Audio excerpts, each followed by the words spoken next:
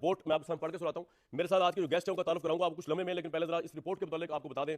Toshakhana case के हवाले से जो मुबैना हुकूमती इंक्वायरी रिपोर्ट हमारे सामने आई है, उसके मुताबिक साबिक वज़ीर-ए-आज़म इमरान खान ने शाही खानदान की तरफ से दिए गए 5 से 6 अरब रुपए की मालियत के लेडीज ज्वेलरी सेट महज 1.5 करोड़ रुपए की रकम अदा कर अपने पास रखे।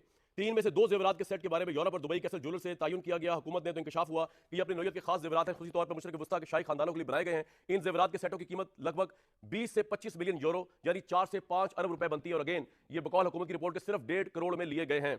इंक्वायरी में 2 ख्वातीन के स्पेशल किस्म के ज्वेलरी सेट की निशानदेही की गई। दुनिया के टॉप ज्वेलर्स ग्राफ और बल्गारी ने बनाए हैं। इमरान खान ने बतौर वजीर आजम 7 से 10 मई 2021 को सऊदी अरब का दौरा किया, जहां उनको सऊदी वली अहद मोहम्मद बिन सलमान ने बल्गारी का एक हार, ब्रेसलेट, कानों की बालियां, हीरे की अंगूठी तोहफे में दी। तस्वीरें कुछ देर में आपको दिखाऊंगा मैं इसकी। इस किस्म के जेवरात में एक सरपेंटी हीरे जड़ा हुआ ब्रेसलेट और हार जिसका वजन 130 कैरेट है वो भी शामिल था। कैबिनेट डिवीजन ने कस्टम्स के प्रिंसिपल ऑपरेशनर्स और सैटेलाइट टाउन रावलपिंडी के एक नामालूम प्राइवेट डीलर के जरिए इसकी कीमत महज 5.9